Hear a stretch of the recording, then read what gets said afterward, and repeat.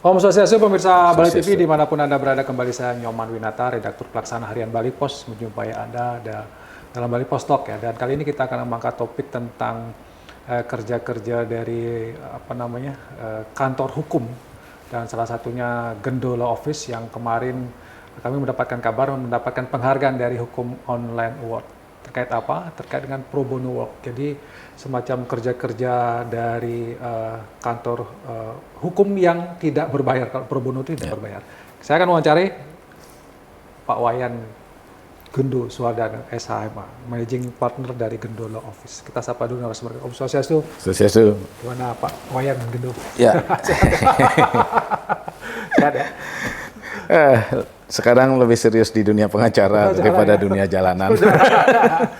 Dan ya, kita selalu pantau bagaimana jalan kerja dari Gendola Office ini ya, cukup banyak melakukan pembelaan. Kalau bicara tentang hukum online award ini apa sebenarnya?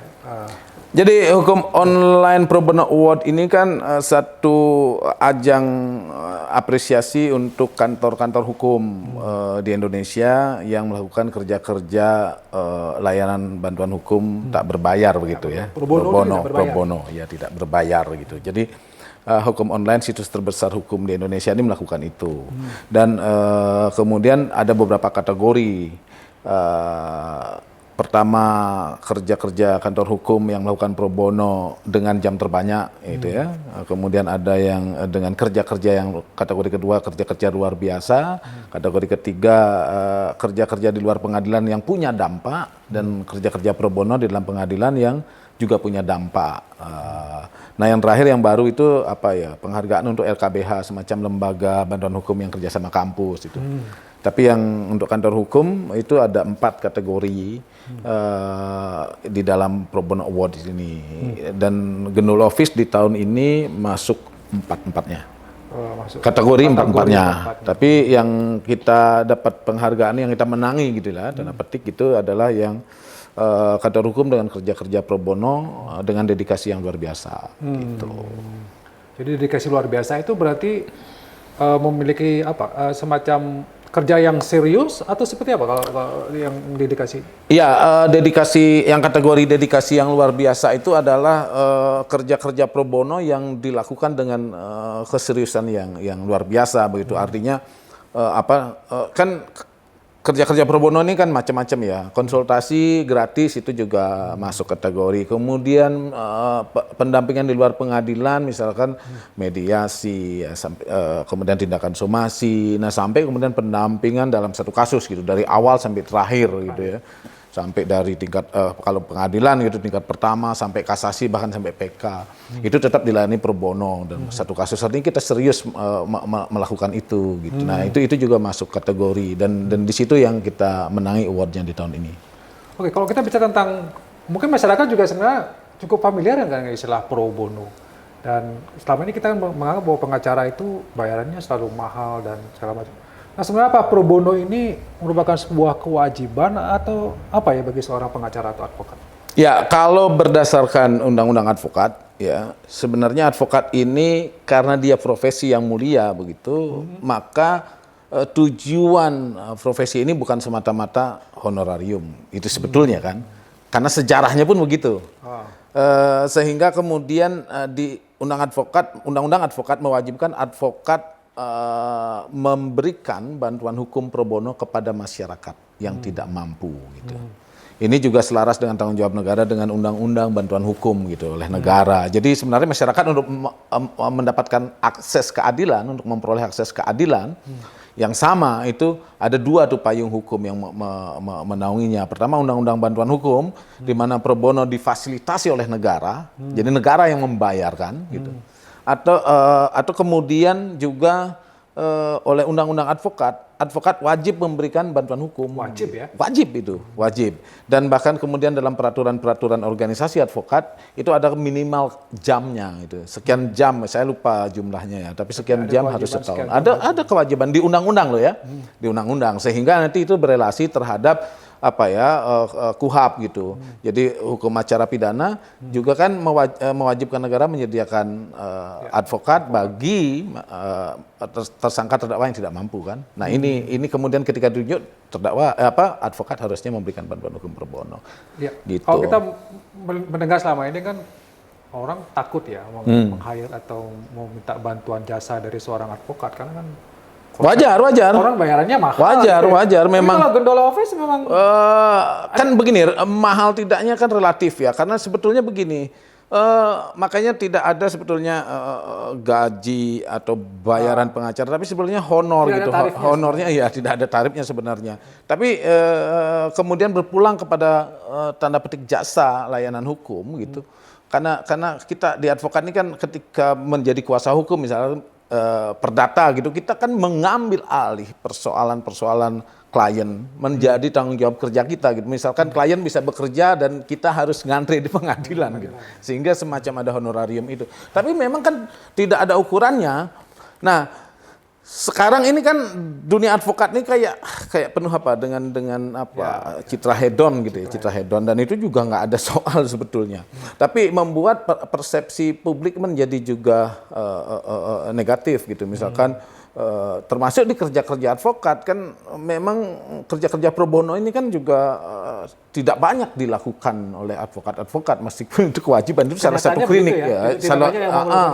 Itu ada beberapa data di organisasi advokat sendiri yang menyebutkan itu tidak terlalu banyak gitu. Tidak banyak, jadi dari sekian jumlah advokat berbanding terbalik dengan jumlah layanan pro bononya gitu. Jadi kewajiban juga belum banyak berjalan gitu kan.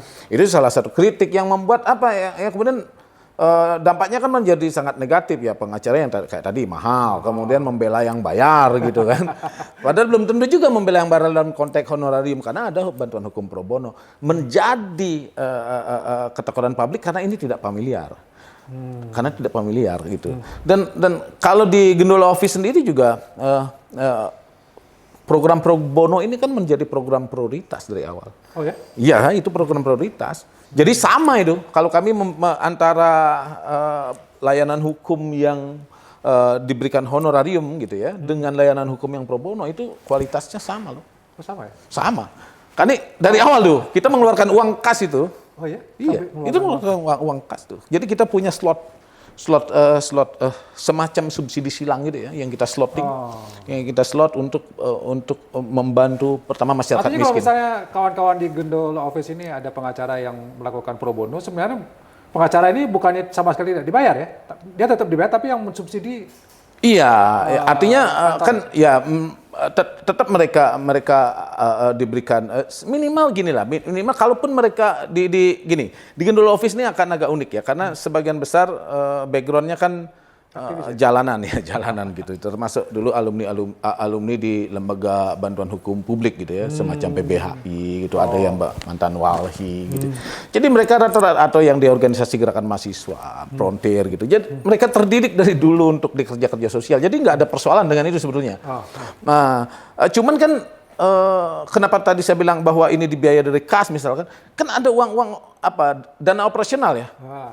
Uang bensin, uang konsumsi, iya kan. Kalau sidang kita kan dari pagi jam 9 standby, jam 4 bisa baru sidang kan. Itu kan juga butuh gitu. Dan itu bisa berjalan relatif setahun kan. 8 bulan, 6 bulan, 8 bulan gitu, dan itu running 2 kali seminggu. Itu kan ada biaya operasional. Nah, makanya itu kita siapkan gitu. Karena memang di Gondola Office ini juga ada semacam namanya program Glow Berbagi. Jadi Glow Berbagi itu, Gondola Office Berbagi itu salah satunya slot untuk dana pro bono, yang kedua juga bantuan-bantuan bedah rumah, bagi pangan gitu. Tapi bagi pangan juga. Iya, bedah rumah juga. Jadi memang kita buatan begitu, layanan hukum konsultasi itu kita sangat jarang menarik ini ya, biaya konsultasi. Gondola Office? Sangat jarang kita. Melayani juga konsultasi. 99% itu kalau konsultasi itu sudah konsultasi aja, bagian dari berbagi kok gitu. Oh, ya? Iya. Biasanya orang ada pakai tarif itu. Ada yang tarifan per jam, ada apa. Tapi itu sangat ini. Okay. 99% itu kita nggak pernah mengenakan biaya konsultasi gitu. Makanya relatif di Genoa Office relatif pro bononya dilakukan dengan serius. Karena itulah background kami dulu demonstran, kemudian alumni pengacara publik, lembaga dan publik. Itu yang satu ya untuk yang masyarakat miskin. Yang kedua yang ditangani pro bono oleh Genoa Office itu adalah orang-orang yang bermasalah hukum, tapi dalam memperjuangkan isu publik. Oh. Itu juga menjadi bagian dari pro bononya Genoa Office. Ada contoh kasusnya? Jering misalkan. Oh. Dia sedang terlepas dari pro kontranya ya. Tapi kan dia sedang memperjuangkan isu publik, bukan isunya sendiri. Atau ada Ari Ulangun gitu. Jering pro bono? Pro bono. Jering pro bono. Pure pro bono gitu. Okay. Ya. Nah, pro bono ini juga kadang bagi dua ya. Ada yang sifatnya begini, ada yang sifatnya yang operasional ditanggung gitu misalkan. Iya. Kalau sifat terlalu besar kita nggak sanggup gitu ya. Jadi itu artinya tidak menetapkan tarif sekian, honorarium sekian, itu nggak ada perjanjian awal. Bukan. Justru memang kita sudah bilang bahwa kita tidak akan pernah menarik honor gitu, tidak mengenakan honor gitu. Tapi ada biaya-biaya yang wajib gitu ya kalau. Ya kalau untuk orang yang tidak yang tidak miskin ya gitu ya. Tapi dia sedang memperjuangkan isu publik. Itu tergantung, kalau misalkan terlalu besar itu biasanya kita bicara, udah kita bagi dua lah yuk gitu misalkan. Karena kas tidak cukup menutupi, tapi prinsipnya adalah memberikan bantuan hukum gratis, nggak ada biaya lawyer fee-nya nggak ada success fee-nya nggak ada gitu. Jadi operasional pun juga ada yang juga gratis, full. Kayak Ari Ulangun itu? Full gratis. Itu kasusnya yang di Buleleng. Ya, pelecehan seksual itu ya. Dia mendampingi korban yang mau diduga dilakukan pelecehan seksual oleh seorang dosennya, kemudian dia upload di Facebook peristiwa itu, lalu polisi bergerak dan setelah itu dosen jadi tersangka, Ari Ulangunnya dan korbannya dilaporkan pencemaran nama baik karena mengupload di media sosial. Nah itu Genoa Office menangani, kami ke Singaraja itu full gratis. Dan akhirnya kasusnya? Iya, berhenti, tutup. Dan itu kayak yang salah satu yang menjadi penilaian dari hukum online. Tapi kan kalau ini, bro, kalau hukum online award, pro bono award ini bagi kami ini kan bonus ya. Ini memang bentuk apresiasi yang kami sangat hargai karena ada yang memberikan apresiasi terhadap kerja-kerja pro bono. Betul. Karena kerja-kerja yang tidak menarik ini. Tidak menarik, tidak menjadi, bahkan jarang menjadi capture media juga kan. Betul. Tidak menarik dia. Tapi kemudian ini diapresiasi, diberikan penghargaan begitu. Nah itu, tapi bagi kami itu bonus. Karena kami sedari awal memang membuat kantor hukum ini selain memang untuk persoalan menjalankan profesi dan di situ mendapatkan satu manfaat ekonomi karena jasa layanan hukum yang dibenarkan oleh undang-undang, honorarium itu juga memang ini bagian untuk juga bisa membantu warga gitu. Jadi secara mandiri bisa membantu warga yang membutuhkan bantuan hukum. Tapi memang mesti selektif. Tetap selektif ya? Tetap selektif.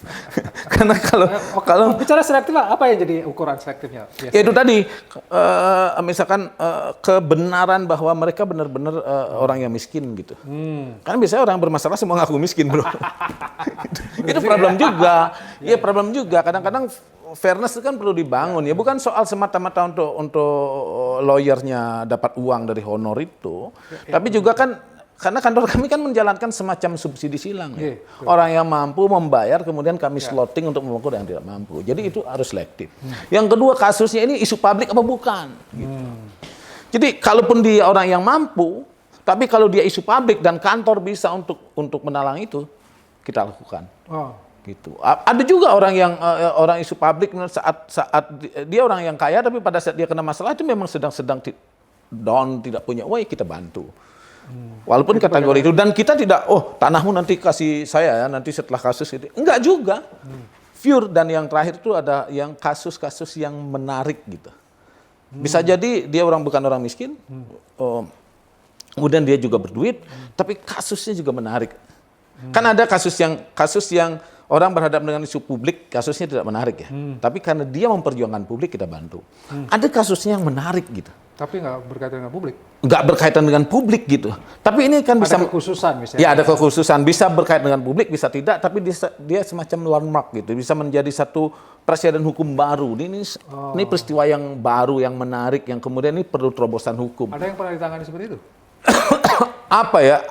Agak-agak sedikit, tapi saya lupa. Ada. Yang pernah menangani hal seperti itu. Jadi kriteria itu pernah Rogendo alami di pernah gitu. Kami banyak itu membantu orang dan itu kalau kita udah nangan tuh nggak tanggung-tanggung. Itu banyak bisa kita ini kan tuh testimoninya tuh. Jadi ada kesewenang-wenangan itu bahkan kita perjuangkan full tuh bebas apa banyak. Dan sepeser pun kita nggak narik duit. Sudah banyak menangani. Kalau pernah ngitung berapa yang ditangani yang pro bono? Lupa ya? Tahun ini itu lebih dari 20. Banyak juga ya. 20, iya 20 dan itu bukan sekedar yang konsultasi ya, tapi yang sifatnya kasus banyak. Yang berkasnya segini-segini kalau di fotokopi itu kurang lebih 1 juta. Kopinya aja ya? Itu kopinya aja 1 juta tuh berkasnya. Kali 4 pengacara itu untuk mempelajari itu udah 4 juta. Itu baru fotokopi itu 4 juta. Ada tuh sampai begitu. Kalau kita bicara dari pemerintah atau apa, ada kendala ini sebenarnya untuk penanganan pro bono ini? Ada hambatan atau? Kami memang nggak mengakses dana pemerintah. Oh, nggak ada ya? Bahwa pemerintah itu ada jalurnya karena undang-undang bantuan hukum itu, tapi kami nggak ngakses. Tapi tidak menggunakan itu ya? Menggunakan jalur itu ya? Berarti murni dari murni dari kantor. Murni dari kantor gitu. Jadi subsidi silang aja. Dan banyak juga mantan-mantan klien yang ini kok. Mantan-mantan klien kami yang kemudian ya. apa ya? Kalau melayani mungkin nggak rugi kantor Anda? Enggak, buktinya asik-asik aja. Jalan terus. Ada kepuasan misalnya kalau sudah. Oh iya, karena kan begini kan dunia profesi advokat ini ya di tengah positif dan negatifnya gitu. Ya. Ini kan satu hal pro bono ini kan memang kita punya kepuasan sendiri karena kayak memang passionnya. Jadi dari dulu begitu, ya nggak hilang gitu. Kan ada orang yang kemudian ya saya nggak menuduh, tapi kan banyak orang yang ketika dia berpindah ke yang dianggap kantor profit begitulah biasa disebut, kan biasanya sudah malas untuk nanganin yang begini-begini kan. Nah kalau kami justru ini jadi prioritas dan ini bisa berjalan gitu kan. Jadi kan wah itu syukur sekali. Bisa. Dan yang bagusnya lagi, yang menariknya adalah mantan-mantan klien kita, itu klien-klien kami itu justru mereka orang yang juga punya semangat yang sama. Jadi mereka membantu, misalkan ada program Glow Berbagi gitu aja dulu. Mereka membantu, ada bedah di rumah di mana, ikut ya, ada bagi-bagi pangan ikut ya. Terus ada slot ini, ada ini nggak, ada yang pro bono mesti disupport nggak gitu. Jadi ada juga yang begitu pro bono disupport juga gitu. Jadi kan bukan hanya soal bagaimana kami di kantor bisa mengelola dana untuk disubsidi silang begitu, tapi juga ada nilai yang tertransfer, nilai yang ditularkan kepada klien-klien gitu, yang kemudian mereka bisa mensupport itu gitu. Oke. 15 menit mungkin sudah lewat ya. Ya. Mungkin Bro Gendo, ada yang mau disampaikan kepada pemirsa, mungkin kepada masyarakat luas terkait dengan apa yang sudah dilakukan dan penghargaan yang sudah diberikan kepada Gendo Law Office. Ya, seperti yang tadi, penghargaan ini adalah bonus dari kerja-kerja pro bono yang dilakukan oleh kantor kami. Tapi sebetulnya ini yang paling menarik adalah kerja-kerja pro bono ini mestinya